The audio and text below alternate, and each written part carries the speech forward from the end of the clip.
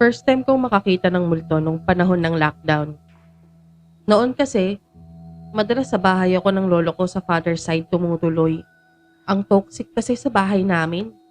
Nag-aaway lagi sila mama at papa. Pero mula nung nag-lockdown, nasa bahay na namin ako lagi. Natigil na rin ang pag-aaway ng mga magulang ko. 9:00 ng gabi nang mangyari to. Nasa sala si papa nanonood sa YouTube. Ako naman naka-earphones habang nakahiga lang sa mahabang upuan. Tapos hinampas ako ni papa sa hita. Tapos ginuso niya yung bintana. Ako naman na naiinis kasi leche ang sakit. Hindi ko siya pinansin. Tinalikuran ko siya. Pero hinampas niya ako ulit tapos tinanggal niya yung isang earphone ko. Tignan mo kasi di. Babae yun, di ba? Sabi ni papa. Eh di bumangon na ako. Pagtingin ko sa bintana, may babae nga sa tapat naming bahay. Nakatrahe di boda yung babae. Nakatayo siya sa dulo ng terrace sa second floor.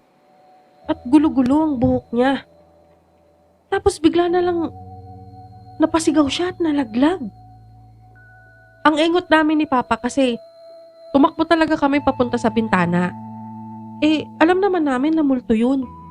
Pero na-curious pa rin kami. Dumungaw kami. Para lang sabay na mapatili. Kasi biglang lumitaw yung babae sa harap mismo namin. Basag na yung mukha niya. Sabay kaming napatili ni papa. Nagalit tuloy si mama. Akala niya, tinitrip namin siya. Nagsorry pa nga siya dun sa may-ari nung katapat naming bahay na napalabas kasi ang lakas talaga ng tili namin ni papa.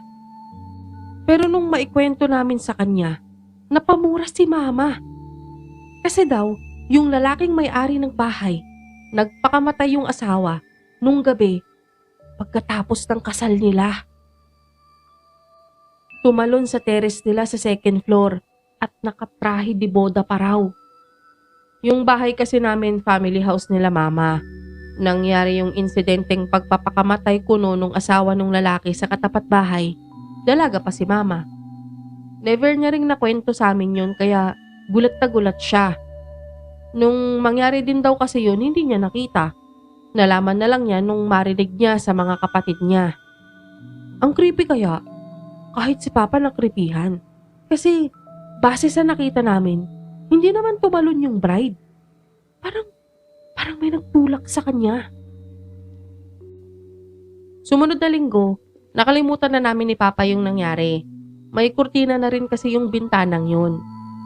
Umuulan ng umaga at dahil sakitin si mama, kami ni papa ang namalengke. Wala namang nangyari nung papunta kaming palengke. Kaya lang, pagka-uwi namin tulog si mama, kaya hindi niya marinig yung busina ng sasakyan. Kaya bumaba ako para ako nang magbukas ng gate. Sakto din, papalabas yung lalaki sa katapat bahay namin. May dalang mga ulam. Madalas kasing nagbibigay yun ng ulam sa mga bahay-bahay mula nung mag-lockdown. Mayaman kasi. Nadapa-dapa pa ako kamamadali ko. Si papa naman muntik nang mabangga sa gate yung kotse sa kagustuhang makapasok agad. Sa likod kasi nung lalaki, nakasunod yung babaeng nakatrahe di boda.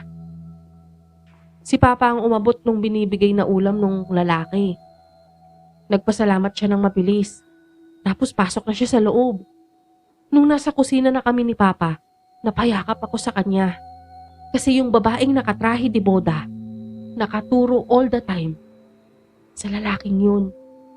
Parang sinasabi niya sa aming, ang tumulak sa kanya ng gabing yun, yung asawa niya mismo.